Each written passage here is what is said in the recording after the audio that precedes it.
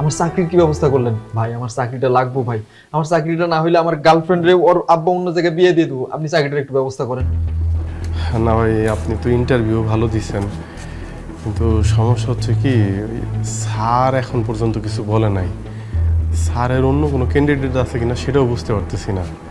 Sir না বললে তো ভাই আপনারা নেওয়া যাইতেছে না। আমি বুঝছি ভাই, আপনার বস কিসের জন্য রাজি হইতেছে না, মনে হয় টাকা লাগবে তাই না? ভাই টাকা লাগলে আমি টাকা দেবো, তারপর আপনি আমার চাকরিটা দেন। এই যে ভাই আমি লগে 1 লাখ টাকা নিয়ে আসছি, এই টাকাটা লন, চাকরিটা হয়ে গেলে আমি আপনার আরো 1 লাখ টাকা দেবো। লন ভাই।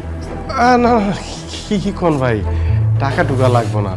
চাকরি হইলে আপনার এমনি হইব, টাকা লাগবে না ভাই, আপনার টাকা নিয়ে যান। ভাই আমি তো আপনার ঘুষ দিতেছি না, আমি খুশি হয়ে দিতেছি, আপনি একটু চাকরির ব্যবস্থা করে দেন ভাই। নিজের অবস্থান পরিবর্তন করার জন্য একটু অসৎ হও, একটু মিথ্যা কথা বলো, একটু চিটারি বাটপারি করো, তাইলে না তোমার অবস্থান পরিবর্তন হবে, তুমি অনেক বড় হতে পারবা। মানে? ওই যে পাশের বাসার ভাবি, সে আমাকে বলছে তার জামাই মাসে বেতন পায় মাত্র 25,000 টাকা আর ঘুষ পায় 2 থেকে 3 লাখ টাকা। আমি বলি কি আনিস, তুমি ঘুষ নেওয়া শুরু করে দাও, তাইলে তোমার ইনকাম বাড়বে, আমাদের অবস্থানও পরিবর্তন হবে। আনিস ভাই কি ভাবতেছেন আপনি? লন না টাকাটা লন ভাই, আমার চাকরিটা খুব দরকার, আপনি টাকাটা নিলেই আমার চাকরিটা মনে হয় হয়ে যাবে। লন না। কেউ জানবো না তো? না ভাই, ভাই আমি আছি, কেউ জানবো না ভাই, আপনি আর আমি ছাড়া কেউ জানবো না, আমি কইলাম। লন রাখেন রাখেন, আপনি আপনার কাছে জানবো না তো? কেউ জানবো না ভাই, রাখেন। ভাই দেখেন, ভাই আমার খালি চাকরিটা লাগবে ভাই। ভাই আমি জীবনে প্রথম কার কাছ থেকে স্যার এই যে দেখেন স্যার, স্যার ঘুষ খেয়ে চাকরি দিতেছে মানুষকে, এরকম একবার না স্যার, ও কয়েকবার সে করছে। আমি তার এই ভোলা ভালা চেহারাটা দেখে মনে করছি ভালো মানুষ, আর আমি কিচ্ছু বলিনি স্যার। স্যার আপনি যখন থেকে আমার প্রমোশন দিয়েছেন এরপর থেকে সে ঘুষ খাওয়া শুরু করে দিচ্ছে স্যার। সে আরো কয়েকজনের থেকে ঘুষ নিচ্ছে স্যার, আমি এতদিন লজ্জায় শরমে কিচ্ছু বলি নাই স্যার। সেই যে হালাবোলা অসহায়ের মতো চেহারা করে রাখে না, সে আসলে অসহায় না স্যার, ও একটা হটপট চিটার, একটা ঘুষখোর। ও যে এরকম ঘুষ খায় যদি এমডি স্যার জানতে পারে, এই অফিসে তো বদনাম হয়ে যাবো স্যার, আপনারা আমার আমাকে সবার চাকরি নিয়ে টানাটা লেগে যাবো। ওরা একটা লাত্তি মেরে অফিস থেকে বাই করেন না কেন স্যার? স্কাউন্ডাল ছোট লোক যেন কোথাকার ঘুষখোর, তোর এত বড় সাহস তুই আমার অফিসে এসে আমার সামনে তুই ঘুষ খাওয়ার চেষ্টা করতেছিস? Sir sir sir sir sir একদম কথা বলবি না, আজকে তোকে আমি জেলের ভাত খাওয়াবো, তোকে পুলিশে দেবো আজকে আমি। আমার মাফ করে দিন স্যার। স্যার আমি আর কোনোদিন, স্যার আমি আর কোনোদিন এই টাকা স্পর্শ করবো না স্যার, আপনি আমার পুলিশে দিয়েন না স্যার। তোকে আমি জেলের ভাত খাওয়াবোই, তোকে আমি পুলিশে দিবই আজকে। স্যার আমার বাবা অসুস্থ স্যার, আমার স্ত্রী স্যার, প্রত্যেকটা লোক আমার প্রতি নির্ভরশীল স্যার। স্যার আপনি যদি আমার পুলিশে দেন স্যার, আমার পরিবার এই সমাজে মুখ দেখাতে পারবে না স্যার। স্যার আপনি আমার মাফ করে দিন স্যার, আমার একবার সুযোগ দেন স্যার। শুধুমাত্র তোর বাবা মা তোর ফ্যামিলির কথা চিন্তা করে আমি তোকে পুলিশে দিলাম না, কিন্তু এই অফিসে তুই আর এক মুহূর্তের জন্য থাকতে পারবি না। এই মুহূর্তে আমি তোকে ফায়ার করলাম, just get out from my office. না স্যার আপনি এই কাজটা করেন না স্যার, আমার ইনকামের উপর আমার পুরো পরিবার নির্ভরশীল। আমার বাবা মা অসুস্থ স্যার, ওনাদের চিকিৎসা, ওনাদের ওষুধ সব স্যার আমার এই স্যালারি থেকে স্যার। স্যার লোকগুলি না খেয়ে মারা যাবে স্যার, স্যার লোকগুলি না খেয়ে মারা যাবে স্যার। আমি যদি ওষুধ ব্যবস্থা না করতে পারি, আমার স্ত্রীর চাহিদা পূরণ করতে না পারি, ওরা আমার ভুল বুঝবো, ভাববো আমি অকর্ম, আমি যোগ্যতাহীন স্যার। স্যার এত বড় শাস্তিটা দিয়েন না স্যার। স্যার আপনি পায়ে ধরি স্যার, পায়ে ধরি স্যার, আর কোনোদিনই ভুলবো না স্যার। স্যার ভুলবো না স্যার। স্যার স্যার যদি আজকে আমার চাকরিটা চলে যায়, স্যার আমার মানুষের দ্বারা দ্বারা হাত পাততে হইব স্যার।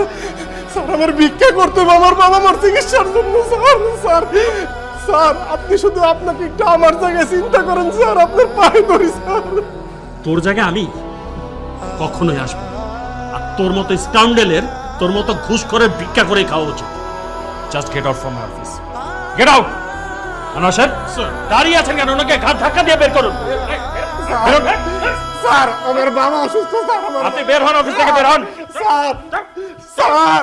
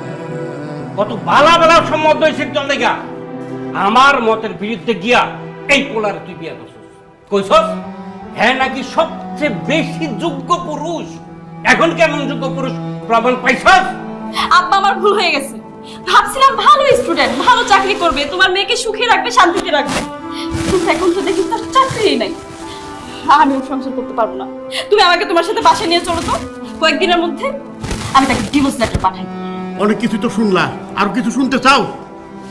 চলো আমরা গ্রামের বাড়িতে চলে যাই। আমরা এমন কোনো সন্তান জন্ম দিই নাই যে বাবা মার দায়িত্ব নিব সারা জীবন। ঘুষ খাওয়ার অপরাধে তোমার পোলা চাকরি গেছে, লোক জানাজানি হয়ে গেলে মুখ ঢাইতে পারবো আমরা? এই তুই কেমন পুরুষ রে? তোর জন্ম দিকে আমরা পাপ করছি? না, তোমরা কেউ কোনো পাপ করো নাই। পুরুষ হয়ে জন্ম নেওয়াটাই আমার আজন্মের পাপ ছিল। তবে এই দেশে আমার মতো পাপীর সংখ্যা হাজারে হাজারে, লাখে লাখে। এরা সবাই মানব সন্তান হয়ে জন্মাইছে ঠিকই, কেউ পুরুষ হয়ে উঠতে পারে নাই। আর পুরুষ হয়ে না ওঠার যন্ত্রণা যে কত কঠিন, কত ভয়াবহ, প্রতিনিয়ত হারে হারে টের পাই। কারণ পুরুষের সাফল্যের ভাগ সবাই নিল, ব্যর্থতার ভাগ তো কেউ নিতে চায় না।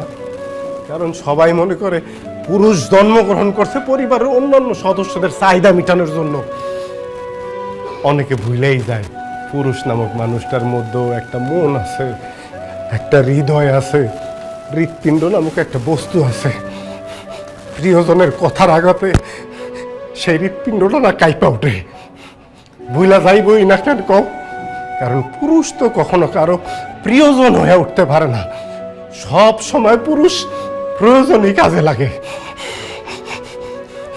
জানো সোনিয়া, পুরুষ মানুষ সবসময় চোখ দিয়ে কান্না করে না,